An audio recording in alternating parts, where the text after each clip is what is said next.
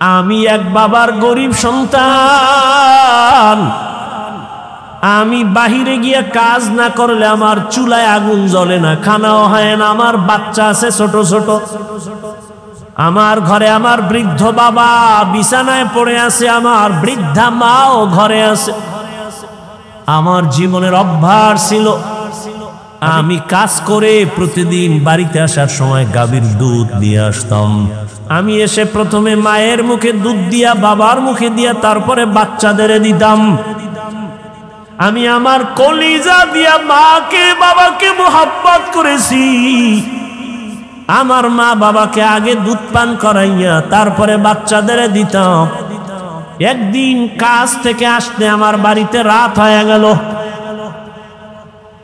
রাতের গভীরে বাড়িতে আসার পর হঠাৎ তাকায় দেখি মা দেরি দেখে ঘুমায় পড়ছে, আব্বাও ঘুমায়, বাচ্চারাও ঘুমন্ত ক্ষুধা। আমি তো নিয়ত আমার পাকা, আমার মা বাবাকে দুধ না দিয়া বাচ্চাদের দুধ দিব না, আমার ওয়াদা। আমি দুধের পেয়ালা নিয়ে ভাবতেছি কি করব, বাচ্চারাও ক্ষুধার্ত, কান্নার আওয়াজ। ওদিকে আমার মা ক্ষুধার্ত কিন্তু ঘুমে। এখন ঘুম থেকে ডাক দিলেও মা কষ্ট পাবে, কাঁচা ঘুম। ওই যুবক বলে তখন আমি মায়ের আদব আর দোয়া পাওয়ার জন্য আমি দুধের পেয়ালা নিয়ে মায়ের মাথার কিনারায় দাঁড়ায় আছি। আম্মা জান যখন সজাগ হবেন তখন আমি প্রথমে দুধ দিব, গাভীর দুধ পান করবে, তারপরে বাচ্চাদের দিব। আমি দুধের পেয়ালা নিয়ে দাঁড়ানো, মা ঘুমায়, বাবাও ঘুমায়। আমার বাচ্চাগুলো ক্ষুধার যন্ত্রণায় কান্না করে। এক পর্যায়ে বাচ্চাগুলো আমার পায়ের কাছে আইসা কান্না করে আর বলে, বাবা খানা দাও। আমি মাকে না দিয়া বাচ্চাদের দিব না, আমার ওয়াদা, আমি দেই না। এক পর্যায়ে তাকায় দেখি ক্ষুধার তৃষ্ণা আমার বাচ্চাগুলো কান্না করে করে মাটির মধ্যে পড়ে ঘুমায় গেছে। রাতের গভীরে আমার আম্মা সজাগ হইয়া তাকায় দেখে আমি সন্তান দুধের পেয়ালা নিয়ে মায়ের কিনারায় দাঁড়ানো। মা তাকায় বলে, বাবা তুমি কি ঘুমাও নাই? আমি বললাম, মা তোমাকে আমি না খাওয়ায় কেমনে ঘুমাবো, আমার চোখে ঘুম আসবে না, কারণ তুমি আমাকে গর্ভে নিয়ে কত রাত ঘুমাইতে পারো নাই রে মা, কত কষ্ট করেছো। আমার মতো সন্তানটা তুমি গর্ভে রেখে খাইতে পারো নাই, ঘুমাইতেও পারো নাই রে মা। আমার চামড়া খুলিয়া জুতা বানাইলে তোমার ঋণ আদায় হবে না। ও মা তোমাকে না খাওয়াই আমি কেমনে ঘুমাবো? আমার চিন্তায় তুমি কত রাত ঘুমাইতে পারো নাই রে মা। আমার অসুস্থতার কারণে তোমার ঘুম চোখে আসে নাই রে মা। তোমারে আমি ক্ষুধার্ত রাইখা কেমনে ঘুমাই? তোমার জন্য দুধের পেয়ালা নিয়ে দাঁড়ানো। হঠাৎ আম্মা জান তাকায়া দেখে আমার পায়ের কিনারে আমার বাচ্চাগুলো কান্না করে করে ঘুমিয়ে পড়েছে। মা আরো আশ্চর্য হইয়া আমাকে ধমক দিয়ে কয়, বাবা আরে আমার নাতিদের কেন তুই কষ্ট দিয়েছ? ওদেরকে কেন খানা দেও নাই? আমি মাকে বলছিলাম, মা তোমার মুখে না দিয়ে আমি কারো মুখে দুধ দিব না, বাচ্চাদেরও দেই নাই। আমার আম্মা জান দুধ পান করার আগে একটা চিৎকার দিয়া দোয়া করেছে, হে মালিক, আমার কলিজার সন্তান আমার জন্য এতটা ত্যাগ স্বীকার করলো, কোরবানি করলো, ও আল্লাহ তুমি ওরে দোজাহানে কামিয়ে বিধান করিও। আমি এক বাবার গরিব সন্তান। আমি বাহিরে গিয়ে কাজ না করলে আমার চুলায় আগুন জ্বলে না, খানাও হয় না। আমার বাচ্চা আছে ছোট ছোট।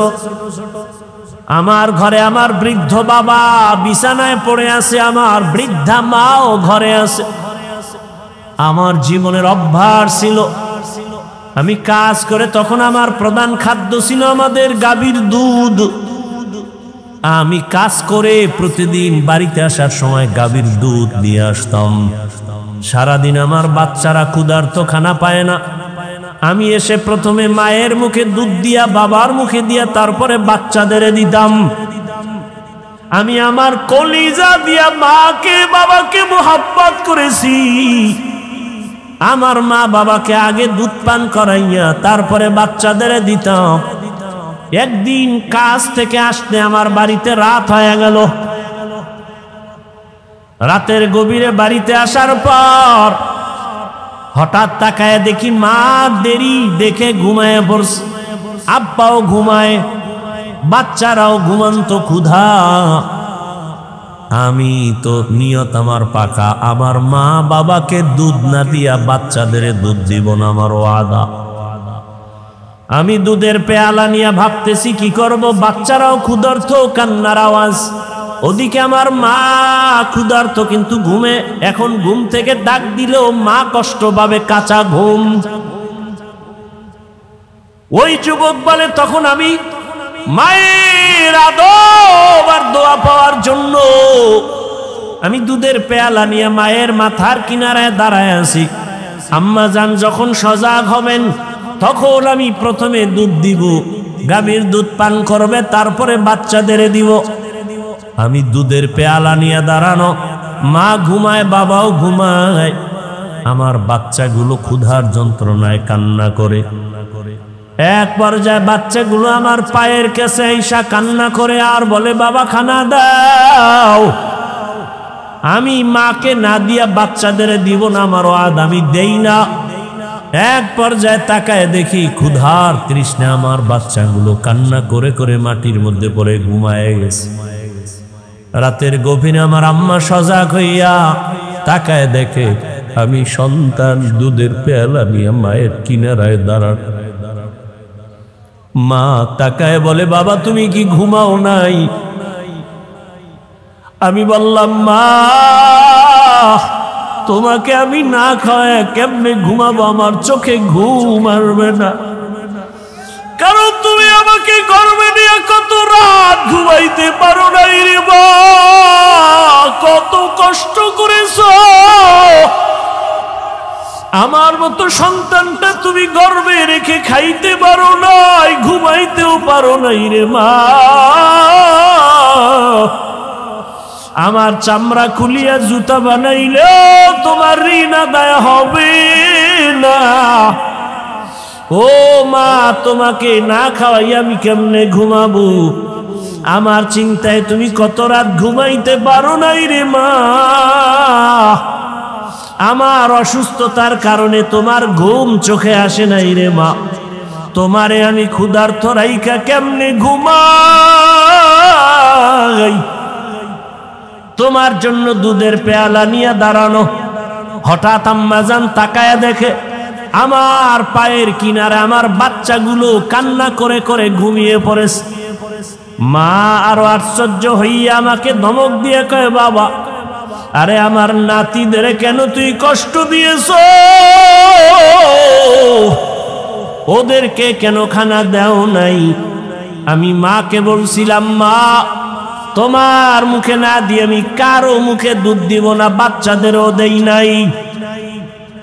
আমার আম্মা জান দুধ পান করার আগে একটা চিৎকার দিয়া দোয়া করেছে, হে মালিক, আমার কলিজার সন্তান আমার জন্য এতটা ত্যাগ স্বীকার করলো, কোরবানি করলো, ও আল্লাহ তুমি ওরে দোজাহানে কামিয়ে বিধান করিও।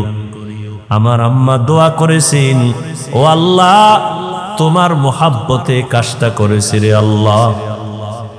আমার হাবিব মায়ের জন্য দোয়া করেছেন, ও আল্লাহ আমলটা যদি পছন্দ হয় এর বরকতে পাথরের গুহা থেকে আমাদের এই গুহার মুখ থেকে পাথর সরায় হেফাজতের ব্যবস্থা করো।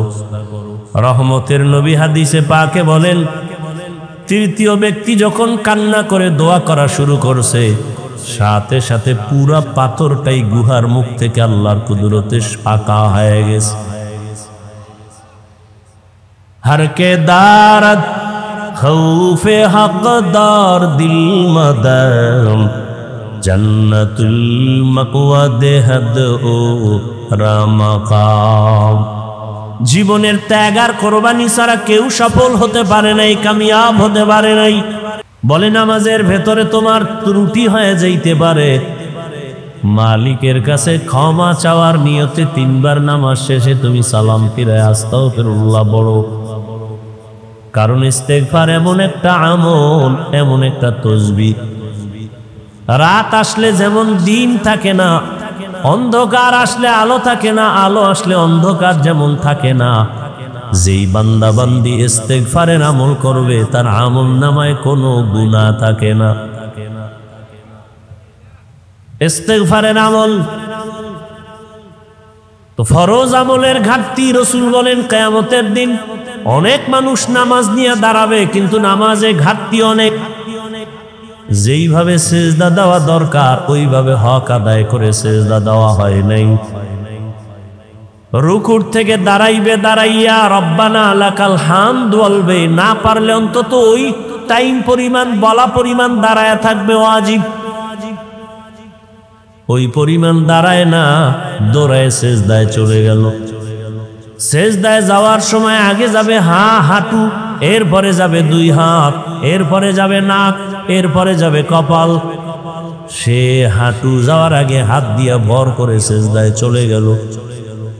সেজদা দিয়া তাসবিহ পড়বে, আবার ওইটা বসবে, বসার পরে দোয়া আছে দোয়া পড়বে, না পারলে চুপচাপ বসে থাকবে। এরপরে আবার সেজদা করবে। যেইভাবে সেজদা করার প্রয়োজন সেইভাবে হক আদায় করে নাই। কিয়ামতের ময়দানে আল্লাহ যদি মাফ করে দেন, ওই ফরজ আমলের ঘাটতিগুলো পূরণ করার জন্য নফল আমলের প্রয়োজন হবে। নফল আমলের প্রয়োজন। এই জন্য কোন ঈমানওয়ালা বলে আমি নফল ছাড়ব না, তাহাজ্জুদ ছাড়ব না, ইশরাক ছাড়ব না, ওয়াবিন ছাড়ব না। আর একদল মুমিন বলে ঈমানের হালাত বলে আমার নফল পর্ব দূরের কথা, নফল লাগেই না। এরকম বহু ঈমানওয়ালা, ধৈর্য না থাকলে সম্ভব না। আল্লাহ বলেন ধৈর্য ধারণকারীদের জন্য সুসংবাদ 2টা। একটা মহা সুসংবাদ দুনিয়ার জমিনে আমি দিব, আর একটা মহা সুসংবাদ পরকালে আমি দিব। দুনিয়ার সুসংবাদ হলো অধৈর্য ধারণকারীর দল, আমি আল্লাহ নিজে তোমার বন্ধু হয়ে থাকব। ইয়া আইয়ুহাল্লাযীনা আমানু ইসতাঈনু বিস-সাবরি ওয়াস-সালাহ ইন্নাল্লাহা মা'আস-সাবিরিন। ধৈর্য ধারণকারীরা সুসংবাদ নেও, আমি আল্লাহ তোমার বন্ধু হয়ে গেলাম, কোনো চিন্তা নাই। আর একটা সুসংবাদ তোমার পরকালে, ইন্নামা ইউওয়াফফাস-সাবিরুনা আজরাহুম, ইন্নামা ইউওয়াফফাস-সাবিরুনা আজরাহুম বিগাইরি হিসাব।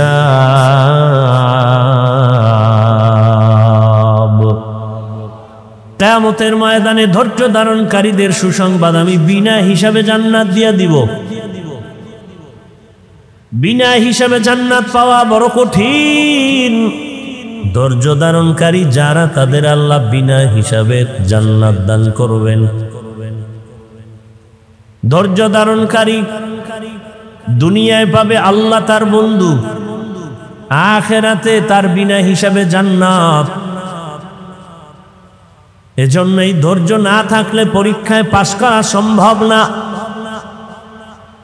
আল্লাহ মুসিবতের দ্বারা পরীক্ষা নিবেন, ধৈর্য ধারণ করতে হবে। ধৈর্য ধারণ করে চুপ থাকা যাবে না। বলে মুসিবত যখন আসবে, জবানের আমল একটা, বাস্তবে আর আমল চালাওয়ার একটা। মুসিবত যখন আসবে তখন তোমার জবানের আমল, ইজা আসাবাতহুম মুসিবাহ ক্বালু ইন্না লিল্লাহি ওয়া ইন্না ইলাইহি রাজিউন। ধৈর্য ধারণকারীরা মুসিবত যখন আসবে জবানের আমল ইন্না লিল্লাহি ওয়া ইন্না ইলাইহি রাজিউন, আবার তুমি দোয়াও পড়ো। রহমতের নবী বলেন আল্লাহুম্মা জুরনি ফি মুসিবাতি আফলুফ লি খায়রাম মিনহা। আল্লাহর কাছে তুমি ধৈর্য চাও, আজর চাও, ফলাফল আল্লাহ ধৈর্যের ফলাফল দান করো। আর বাস্তব আমল হলো আল্লাহ আয়াতে বলেন ইয়া আইয়ুহাল্লাযীনা আমানুস্তাঈনু বিস-সাবরি ওয়াস-সালাহ। মুসিবত আসলে সাহায্য চাইবা কার কাছে? দুই জিনিসের মাধ্যমে বললেই হবে না আল্লাহ দেও, দুই জিনিসের মাধ্যমে চাও। এক নম্বরে নামাজ, ধৈর্য, দুই নম্বরে হলো নামাজ। নামাজে দাঁড়ায় যাও, নামাজে দাঁড়াইয়া তুমি আল্লাহর শরণাপন্ন হও। নামাজ শেষ করিয়া দেখবা মুসিবত তোমার সামনে আর নাই। আল্লাহ তাআলা পাঁচটা জিনিসের দ্বারা পরীক্ষা করবেন। মিনাল খাউফ, ভয়ের মাধ্যমে; দুই, ওয়াল জু, ক্ষুধার মাধ্যমে; তিন, ওয়া নাকসিম মিনাল আমওয়াল, সম্পদের ঘাটতির মাধ্যমে; ওয়াল আনফুস, জীবনের ঘাটতির মাধ্যমে; ওয়াস সামারাত, ফলের ঘাটতির মাধ্যমে; ওয়াবাশশিরিস সাবিরিন, ধৈর্য ধারণকারীদের জন্য সুসংবাদ। এক নম্বরে ভয়। ভয়ের মাধ্যমে মুমিনের পরীক্ষা। সবগুলোই কিন্তু জীবনের জন্য একটা হুমকি স্বরূপ মুসিবত। ভয় আবার কয়েকটা ভাগে বিভক্ত। এক ভয় হলো আল্লাহর ভয়, আর একটা ভয় হলো দুনিয়ার মানুষের পক্ষ থেকে ভয়। তুমি যদি দাড়ি রাখো চাকরি থাকবে না, এরম ভয় আছে না নাই? সেদিন এক আর্মির চাকরিজীবী এক যুবক, মোনাজাতের পরে বের হইলাম, স্টেজের সামনে গাড়িতে উঠার আগে বলে হুজুর দোয়া করবেন, আমি আর্মির চাকরি করে কয়েকদিন আগে চাকরি ছেড়ে দিস। কেন ছাড়লা? এই মুহূর্তে আর্মিদের মূল্যায়ন তো অনেক বেশি, ছাড়লা কেন? যুবক বলে আমাকে বারবার মানসিকভাবে টর্চার করা হয়, দাড়ি কেটে ফেলো, দাড়ি কেটে ফেলো, দাড়ি কেটে ফেলো। আমি চাকরি ছেড়ে দিয়েছি, দোয়া করবেন আল্লাহ হালাল ভাবে যেন রিজিকের ব্যবস্থা করে দেন। ইমান ইমান, সেও মানুষ, আপনিও মানুষ। এখানে আমরা যারা বসে আছি সবাই আমরা মুসলমান। আপনাদের আল্লাহ আমার আল্লাহ দুইজন না এক? আপনাদের নবী আমার নবী, আপনাদের কোরআন আমার কোরআন, আপনাদের কাবা আমার কাবা, আপনাদের ধর্ম আমার ধর্ম, আপনাদের কালেমা আমার কালেমা। দুনিয়াতে আমরা আসছি সিস্টেম সবার এক। বিদায় বেলা কাফনের সংখ্যাও আমারও তিনটা কাফন হবে, আপনাকেও তিনটা কাফন দেয়া হবে। টাকাওয়ালা মরে গেল, তার তিনটা কাফন। রিক্সা ড্রাইভার মরে যাবে, তাকেও তিন কাফন। টাকাওয়ালার সম্মানে একটা কাফন কেউ বাড়াবেও না, গরিব হওয়ার কারণে কেউ মরে গেলে একটা কাফন কেউ কমাইয়াও দিবে না। কাফনের সংখ্যাও কয়টা বলেন? পুরুষের তিনটা, মহিলাদের পাঁচটা। কালার কি হবে? আলাদা আলাদা। আমাদের হুজুরদের কাফনের কালার একরকম, আপনাদের কালার আর এক রকম। হ্যাঁ, বড় লোকের কাফন একরকম, ছোট লোকের আর এক রকম। কে ধনী, কে গরিব, কে আলেম, কে মূর্খ, কে ডাক্তার, কে রোগী, কে ইমাম, কে মুক্তাদি, কে বড় লোক, কে ছোট লোক। যতই বাহাদুরি করি না কেন, সাদা কাফনে যেদিন ঢুকবো সব বাহাদুরি বন্ধ হয়ে যাবে। সবার কাফনের কালারও এক। কি কালার? আপনারা কালার লইয়াও কিলেকিলি করেন, এমন সোনার বাংলাদেশ। কালার লইয়াও মারপিট করে। কে সবুজ পরলো, কে কালো পরলো, কে সাদা পরলো, এ নিয়েও ঝগড়া চলে। আছে না নাই? এরে আল্লাহর বান্দারা, আমাদের কাফনের সংখ্যা এক, কালার এক, কবরের সাইজও কিন্তু এক। কবরে রেখে সব চলে যাওয়ার পরে কবরের প্রশ্ন হবে কয়টা বলেন? সবার বেলা এক না আলাদা আলাদা? আমাকেও যেই প্রশ্ন করা হবে, আপনাকেও সেই প্রশ্ন করা হবে। রবের পরিচয় দাও, ধর্মের পরিচয় দাও, রাহমাতুল লিল আলামিনের পরিচয় দাও। তাহলে আল্লাহ এক, নবী এক, কোরআন এক, কাবা এক, ধর্ম এক, কালেমা এক। আপনাকে বয়ান করা লাগবে কেন আমার? আপনি তো আল্লাহ মানেন, নবী মানেন, কোরআন হাদিস মানেন। আপনাকে কেন টুপির বয়ান করব, দাড়ির বয়ান করব, পোশাকের বয়ান করব, নামাজের বয়ান করব? আজকে তো বিধর্মীকে বয়ান করব যারা আল্লাহ চিনে না, কোরআন চিনে না, নামাজ বুঝে না। অথচ তাদেরকে সময় দেওয়ার টাইম নাই, আপনাদের পেছনে ঘুরতে ঘুরতে 12 মাস ঘুমানোর টাইম নেই। পায়ে ধরে ধরে আপনাদের বুঝাইতে হয় নামাজ পড়েন, টুপি পরেন। আপনিও মুসলমান, আমিও মুসলমান। আমার টুপি মাথায় না রাখলে লজ্জা পাই। আর আপনি কেমন মুসলমান যে আপনি টুপি মাথায় দিতে গেলে লজ্জা পান? আমি দাড়ি না রাখলে লজ্জা পাই, আর আপনি দাড়ি রাখতে গেলে লজ্জা পান। আমি নামাজ না পড়লে লজ্জা, আপনি নামাজ পড়তে গেলে লজ্জা। আমি আল্লাহর ঘর মসজিদে, আপনি মসজিদে ঢুকতে গেলে লজ্জা পান। আমি পর্দা না করলে লজ্জা পাই, আর আপনি পর্দা করতে গেলে লজ্জা পান। আপনি কেমন ভিআইপি মুসলমান?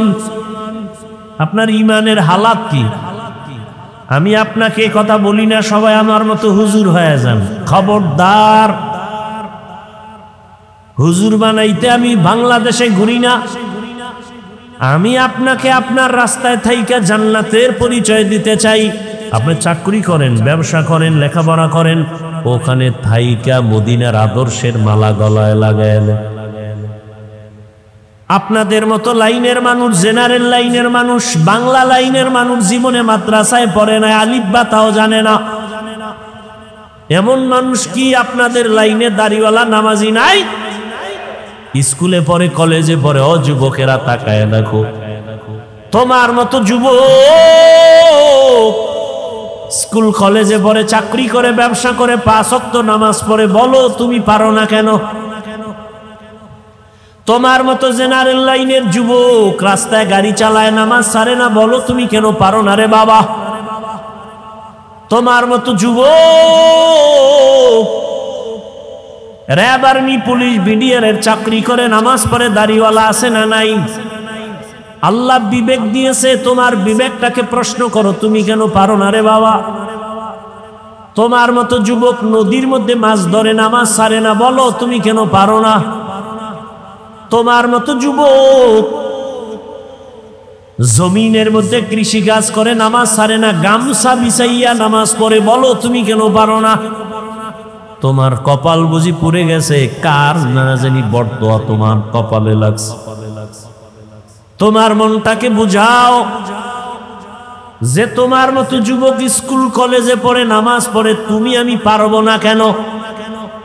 কই আমরা আল্লাহর পথে থাইকা তো সম্মান কমে নাই, না খাইয়েও কেউ মরে যাই নাই। এরে আল্লাহর বান্দারা, এই যে মাঝে মাঝে আপনাদের থেকে সহযোগিতা চাওয়া হয়, কিছু দান সদকা করেন, না করলেও পারি। চাই কেন? ওই আপনারা আবার রাস্তাঘাটে বলেন হুজুর গো দাঁড়িয়ে যাবো না, নিজে নিজে চালায়, আমগো শরীকদার বানায় না, দান সদকা নেয় না, চায় না। আর ইসলাম বলে, নবী বলে, কোরআন বলে, তুমি যদি দান করো, আমি হাফিজুর রহমান মাদ্রাসায় লেখাপড়া করে, ওয়াজ মাহফিলের স্টেজে বয়ান করে যেই সওয়াব পাবো, তুমি দান করিয়া ওই সম পরিমাণ সওয়াব পেয়ে যাবে। আমি হাফিজুর রহমান আলেম হইয়া বয়ান করিয়া আল্লাহর থেকে যতটা পুরস্কার পাবো, আমি হাফিজুর রহমানকে আলেম বানানোর পেছনে যারা সহযোগিতা করেছে আল্লাহর কাছ থেকে তারাও সমপরিমাণ পুরস্কার পেয়ে যাবে। আল্লাহ বলবে, হাফিজুর রহমান তোরে আমি জান্নাত দিলাম, তোকে বানাইতে গিয়া যারা একটা টাকা দিছে, কিতাব কিনে দিছে, আমি আল্লাহ তাদেরকেও জান্নাত দিয়ে দিলাম।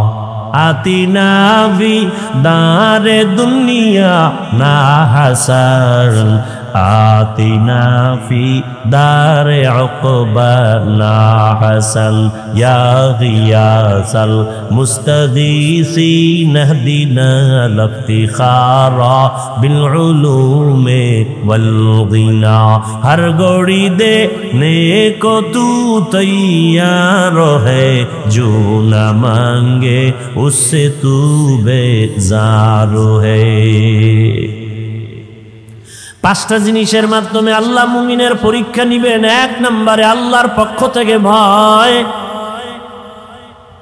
চার মাযহাবের চার ইমামের এক ইমাম, ইমাম শাফিঈ রাহমাতুল্লাহ আলাইহি বলেন, এখানে ভয় দ্বারা উদ্দেশ্য হলো আল্লাহর পক্ষ থেকে ভয়, আল্লাহর পক্ষ থেকে জাহান্নামের আযাবের ভয়, আল্লাহর আযাবের ভয়। গুনাহ করলে জাহান্নাম, ওই ভয়ে তুমি বান্দা আল্লাহর মহাব্বতের রশিটাকে মজবুত করে ধরে সামনে আগাও। আল্লাহর ভয় আর একটা দুনিয়ার মানুষের পক্ষ থেকে ভয়। পর্দা করলে তোমার আত্মীয় স্বজন বেজার। এখন তুমি আত্মীয় স্বজনের মন খুশি রাখবা নাকি আল্লাহর মন খুশি রাখবা, এটাই তোমার পরীক্ষা। আল্লাহকে খুশি রাখতে গেলে আত্মীয় বেজার হবে, আত্মীয় খুশি করতে গেলে আল্লাহ বেজার হয়ে যাবে। দাড়ি রাখলে আত্মীয়রা বেজার, আমার আল্লাহ খুশি। দাড়ি কাটলে আত্মীয় খুশি, আল্লাহ বেজার। এখন তোমার পরীক্ষা চলতেছে, তুমি কাকে খুশি রাখবা। ফলাফলের বেলায় দেখা যাবে কে কোন জায়গায় তুমি উপস্থিত হতে পারো। আল্লাহ তাআলা বলেন, এই ভয়ের মাধ্যমে পরীক্ষা পাশ করার জন্য লাগবে ধৈর্য। ইয়া আইয়ুহাল্লাযীনা আমানুসবিরু ওয়া সাবিরু ওয়া রাবিতু ওয়াত্তাকুল্লাহা লাআল্লাকুম তুফলিহুন। ধৈর্যের বড় দাম। আল্লাহ তাআলা বলেন, সব মানুষ জাহান্নামে যাবে, চার গুণওয়ালারা জান্নাতে যাবে। ওয়াল আসরি ইন্নাল ইনসানা লাফি খুসর ইল্লাল্লাযীনা আমানু ওয়া আমিলুস সালিহাত ওয়া তাওয়াসাউ বিল হক ওয়া তাওয়াসাউ বিস সাবর। ধৈর্য বড় দামি এক গুণের নাম। চার গুণওয়ালারা জান্নাতে যাবে। ওয়াল আসরের সূরা আল্লাহ বলেন সব মানুষ জাহান্নামে যাবে, চার গুণওয়ালারা জান্নাতে যাবে। এর মধ্যে চতুর্থ গুণ হলো ধৈর্য ধারণ করনেওয়ালারা। ধৈর্য বড় দামি এক সম্পদ। আল্লাহ তাআলা ধৈর্যের বড় সম্মানের বয়ান করেছেন। আজকে আমাদের মধ্যে ধৈর্য নাই, যে কারণে আমরা অনেক ক্ষেত্রে সামনে আগাইতে গিয়ে অনেক পেছনে পড়ে যাই। ধৈর্যের পরীক্ষা দিলেন, একটু আগে বয়ান করলেন কোরবানির বয়ান। ইতিহাসের পৃষ্ঠায় ধৈর্যের পরীক্ষা দিলেন আমার রহমতের নবী। ধৈর্যের পরীক্ষা দিলেন আইয়ুব নবী, ধৈর্যের পরীক্ষা দিলেন ইসমাইল নবী, ধৈর্যের পরীক্ষা দিলেন ইসমাইল নবীর মা হাজেরা, ধৈর্যের পরীক্ষা দিলেন বেঈমান ফেরাউনের স্ত্রী আসিয়া। সারা রাত শুধু ধৈর্যের বয়ান চলতে থাকবে, শেষ হবে না। মায়ার নবী কেমন ধৈর্যের পরীক্ষা দিলেন। দুনিয়াতে আসার আগে বাবা হারাইলেন, দুনিয়াতে এসে একবার আব্বা বলে ডাক দিতেও পারলেন না, চেহারা দেখবে দূরের কথা। কেমন ধৈর্যের পরীক্ষা। 6 বছরে দুঃখিনী মাকেও হারায় ফেললেন আমার নবী। আবার এমন এক পরিবেশে আসছেন, চতুর্দিকে শুধু দুশ্মন। নবীর ডানে দুশ্মন, বামে দুশ্মন, চতুর্মুখী দুশ্মন নবীরে মারার জন্য রেডি। যেই নবী দোয়া করলে কবুল হয়ে যায়, উহুদ পাহাড় স্বর্ণ বানায় দিলে আল্লাহ চাইলেই দিতেন। নবী বলে না না, আমি গরিবী হালাতে থাকতে চাই, গরিবী হালাতে মরতে চাই, আমি গরিবদের সাথে কিয়ামতের দিন উঠতে চাই। নবী বলেন, ও গরিবেরা, বড় লোকের বাড়ি গাড়ি দেখা, টাকা পয়সা দেখা আফসোস করিস না, কিয়ামতের দিন কঠিন সময়, বড় লোকের 500 বছর আগে গরিবেরা জান্নাতে চলে যাবে। রহমতের নবী বলেন, আমি কতটাই যে গরিব, আমার পেটের ক্ষুধা খানা নাই, পাথর বেঁধে আমি দ্বীনের প্রচারণা চালাইছি। কেমন ধৈর্যের পরীক্ষা দিছেন আমার নবী। একদিন দুদিন না, 3 বছর পর্যন্ত শিয়াবে আবু তালিবের মধ্যে আমার রসুলকে গৃহবন্দী করে রাখছি। ওই মক্কার বেঈমানেরা নবীরে পানিও দেয় না, খানাও দেয় না। রহমতের নবী আমার গাছের পাতা ছিঁড়ে ছিঁড়ে চাবায় চাবায় খায় আর পেটের ক্ষুধা নিবারণ করে। মিনাল খাউফি ওয়াল জু', এক পরীক্ষা আল্লাহর ভয়, দ্বিতীয় পরীক্ষা ক্ষুধা। ইমাম শাফিঈ রাহমাতুল্লাহ আলাইহি বলেন, এখানে ক্ষুধা মানি হলো রোজা। রোজাদার সারাদিন না খাওয়ার কষ্ট কেমন, গরিবেরা না খাইয়া কষ্ট করে কেমন, এটা তুমি রোজা রাইখা উপলব্ধি করো। পরীক্ষায় যদি পাশ করতে চাও, ধৈর্য ছাড়া সম্ভব হবে। হাদিসে পাকের মধ্যে আসহাবে রকিম নামে একটা ঘটনা আছে, বলবো? অনেকে আপনারা জানেন, তারপর আমি অল্প টাইমে বলে ফেলবো। আসহাবে রকিম আল্লাহর দ্বীন হেফাজতের জন্য জালেমের ভয়ে এলাকার থেকে হিজরত করে 3টা যুবক সন্তান কোথাও রওনা হয়েছে। রাস্তা দিয়ে যাচ্ছে পাহাড়িয়া জঙ্গল, এক এলাকায় যাইয়া হঠাৎ করে মুষলধারে বৃষ্টি শুরু হয়ে গেল। এত পরিমাণ বৃষ্টি, কোথায় যাবে, রাস্তায় দাঁড়ানোর উপায় নাই, পার্শ্বে পাহাড়, পাহাড়ের গুহায় তারা ভেতরে ঢুকে আশ্রয় নিল। ওই 3টা যুবক পাহাড়ের গুহায় আশ্রয় নিয়া ভেতরে অপেক্ষা করে, বৃষ্টি কমে যাবে, এরপরে বের হব। কিন্তু আল্লাহর পরীক্ষা, একটা বড় পাথর আইসা পাহাড়ের গুহার মুখের মধ্যে পড়ে আটকায় দিল। এত বড় বিশাল পাথর, ধাক্কা দিয়াও নাড়ানো যাবে না। কি করা যায়? এক তো বৃষ্টির মুসিবত, আর একটা হলো গুহার ভেতরে অন্ধকারের মুসিবত।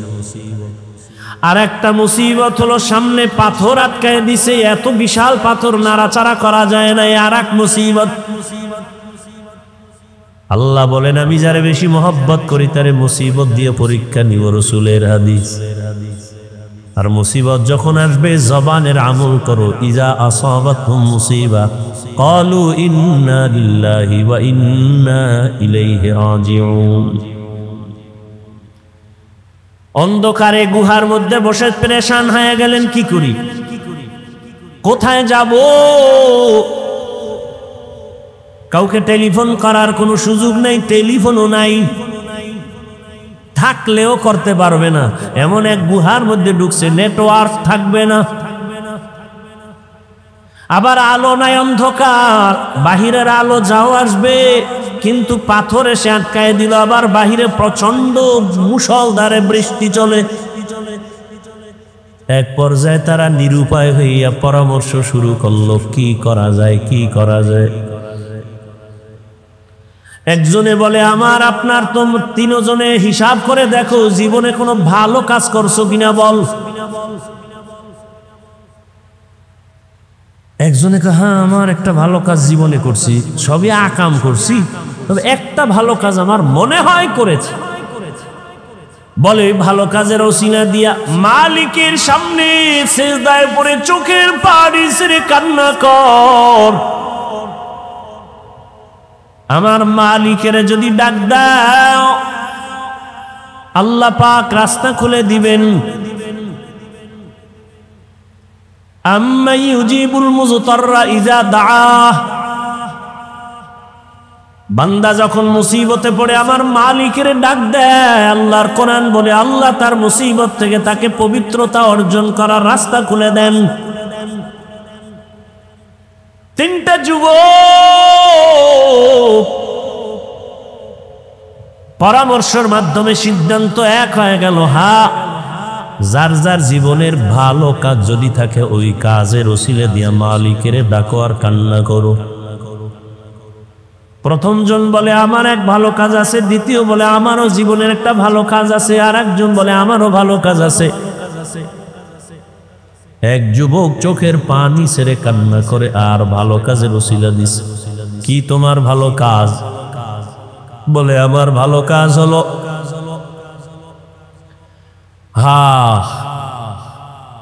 আমি এক সময় টাকার মালিক হইয়া আমার বাড়ি কর্মচারীরা কাজ করত।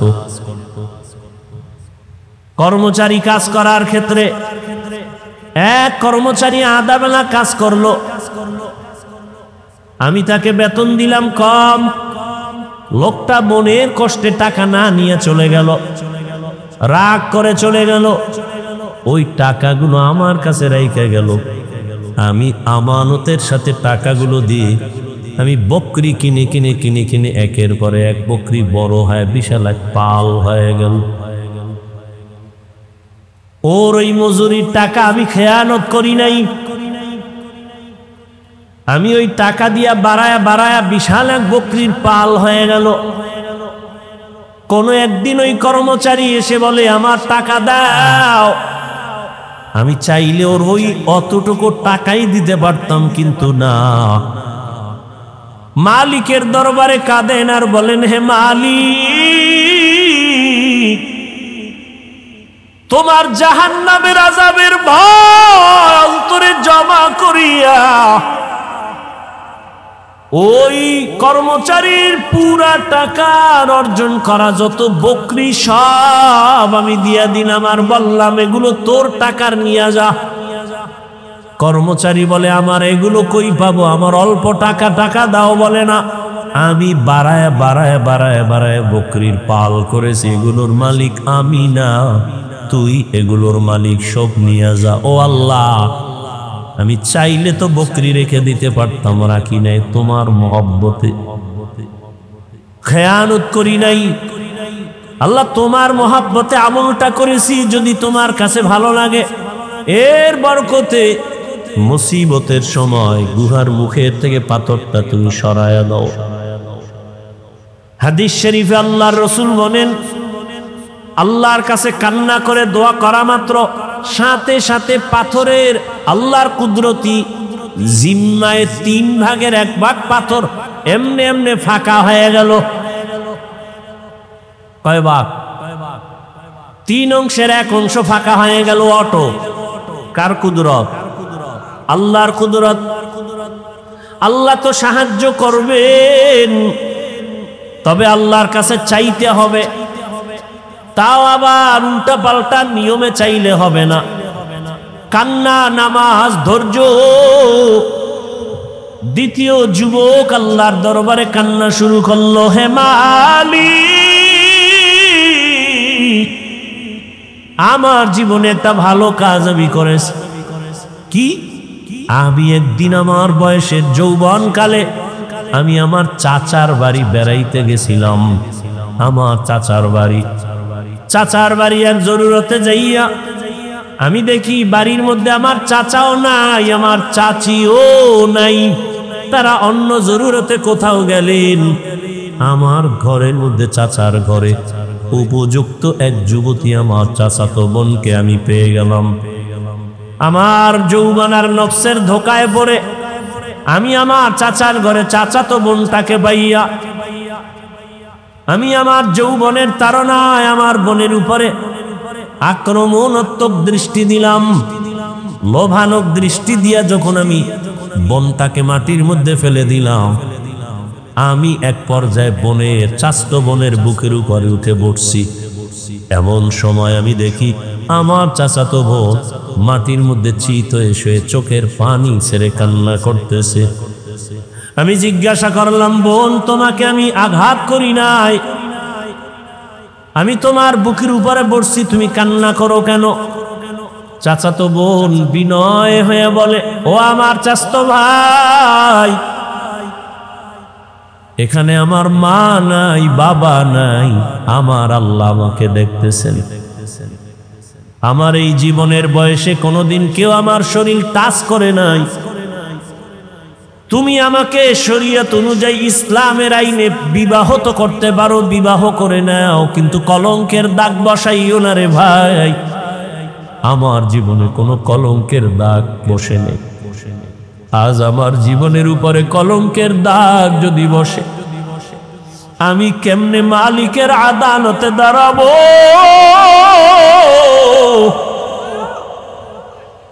তুমি আমারে দয়া করে মাফ করে দাও। আমার আব্বাকে বলে প্রয়োজনে বিবাহের ব্যবস্থা করব, তারপরেও তুমি আমার কলঙ্কের দাগ দিও না রে ভাই। যুবক আল্লাহর কাছে কান্না করে বলেন, হে মালিক, ওই চাস্তো বোনের কান্না দেখাও আমার অন্তর নরম। আমি আমার বোনের কান্না দেখে দ্রুত আমি বোনের থেকে আলাদা হয়ে বললাম, বোন, আমারে মাফ করে দাও, আমি তোমার উপরে আর অপরাধ করব না। ও আল্লাহ, তোমার জন্যই আমি আমলটা করেছি, চাইলে তো আমি জোর করে অন্যায় করতে পারতাম।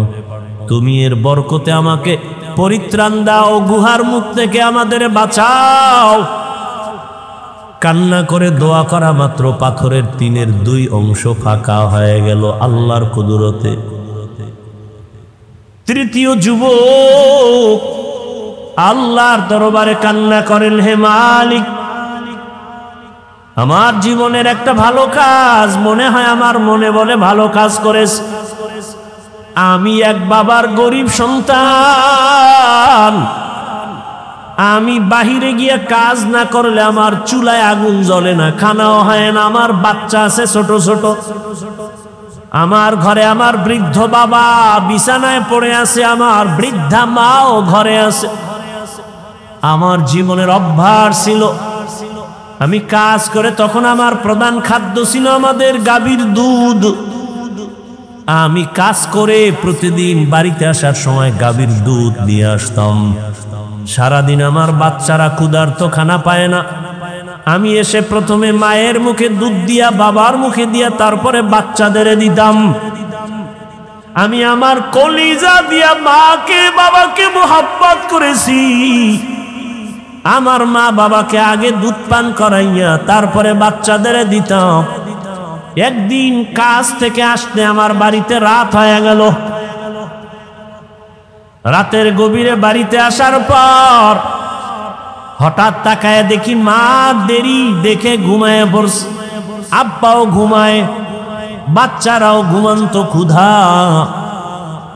আমি তো নিয়ত আমার পাকা, আমার মা বাবাকে দুধ না দিয়া বাচ্চাদের দুধ দিব না, আমার ওয়াদা।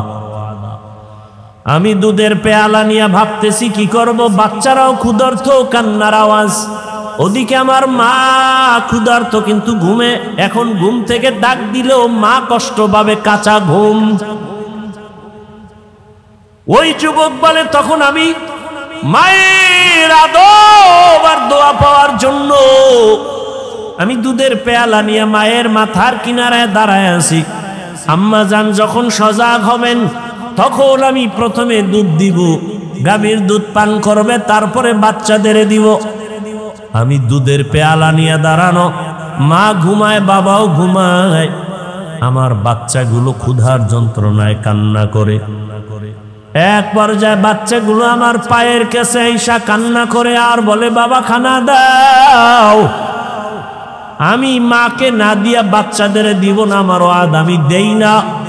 এক পর্যায়ে তাকায় দেখি ক্ষুধার তৃষ্ণা আমার বাচ্চাগুলো কান্না করে করে মাটির মধ্যে পড়ে ঘুমায় গেছে। রাতের গভীরে আমার আম্মা সজাগ হইয়া তাকায় দেখে আমি সন্তান দুধের পেয়ালা নিয়ে মায়ের কিনারায় দাঁড়ান। মা তাকায় বলে, বাবা তুমি কি ঘুমাও নাই? আমি বললাম, মা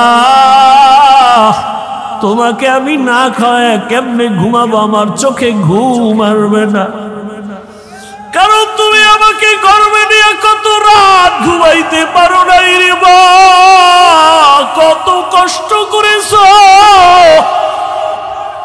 আমার মতো সন্তানটা তুমি গর্ভে রেখে খাইতে পারো নাই, ঘুমাইতেও পারো নাই রে মা।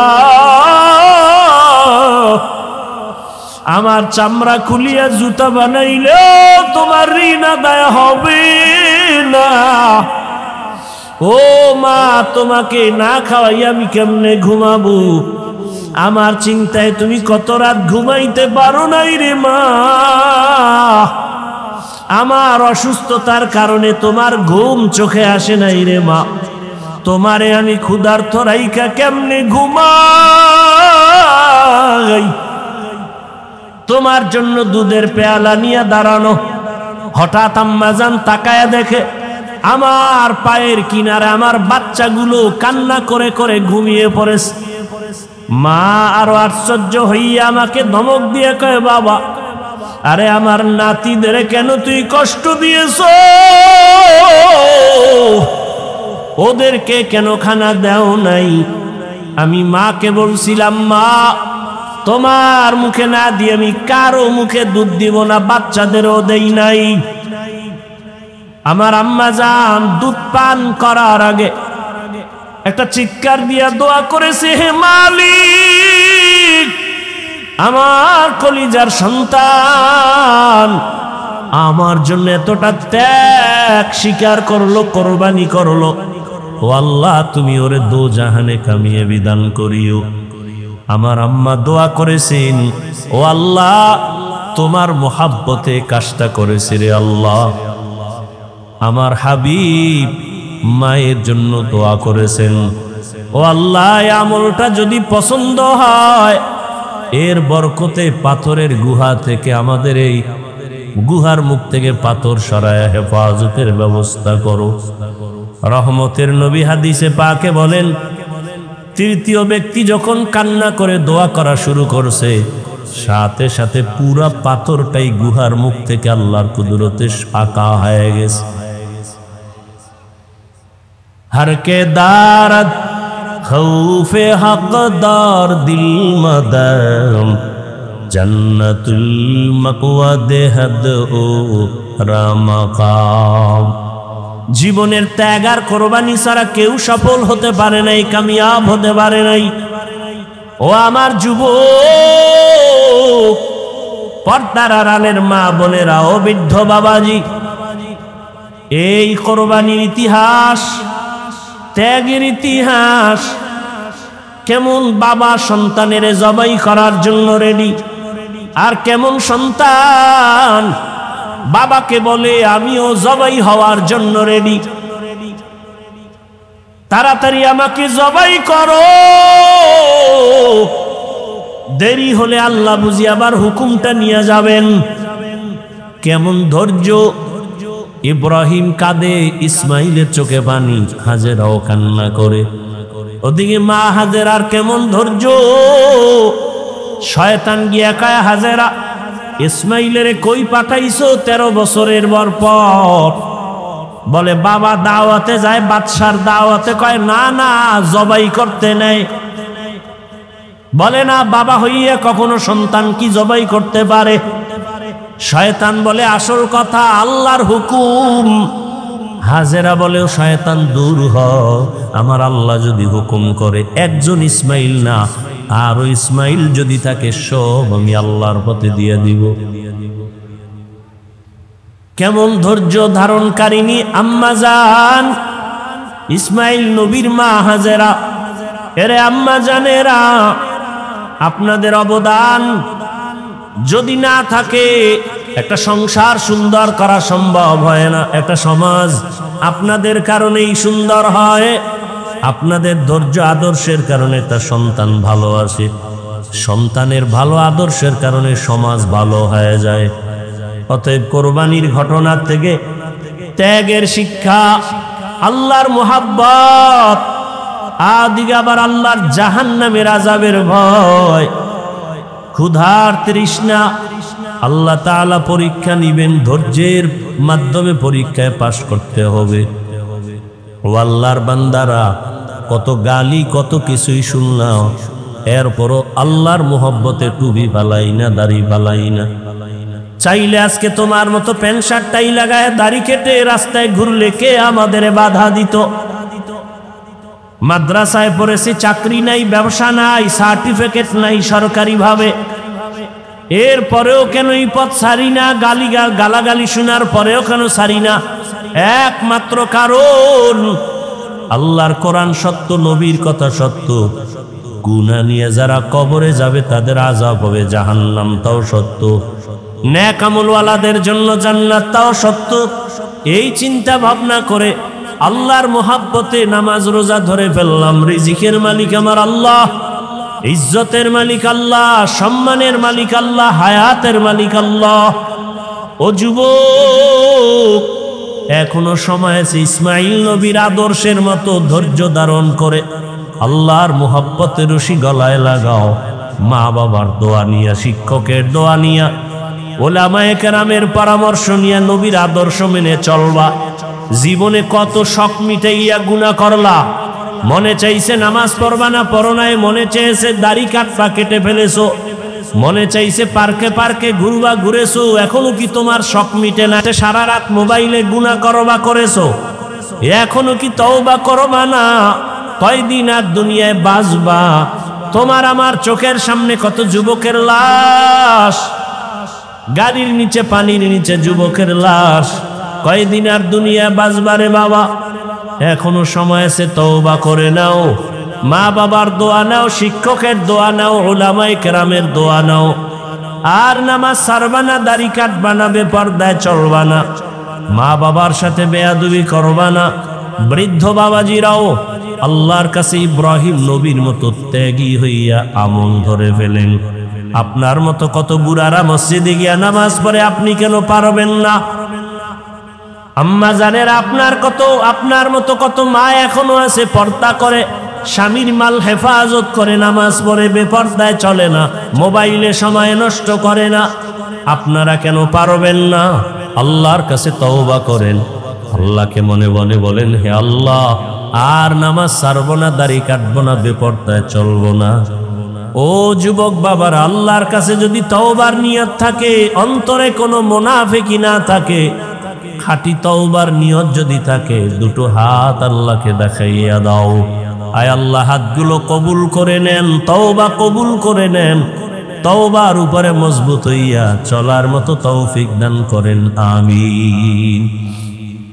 আল্লাহ আমাদের সবাইকে আল্লাহর কঠিন বান্দার উপরে যে পরীক্ষা, মুমিনের জন্য আল্লাহ পরীক্ষায় পূর্ণ কামিয়াবি অর্জন করার তৌফিক দান করে, সাবিরিনদের অন্তর্ভুক্ত করে দেন। কোরবানির মাধ্যমে ইব্রাহিম নবী, ইসমাইল নবী যেমন পাশ করেছেন, মা হাজেরা পাশ করেছেন, আমাদের এই ক্ষুদ্র পরীক্ষায় যেন আমরা তাদের মতো পাশ করতে পারি, সে তৌফিক আল্লাহ দান করে। মাদ্রাসার জন্য দোয়া, আল্লাহ মাদ্রাসা কবুল করেন। আসাতাজায়ে কেরামদেরকে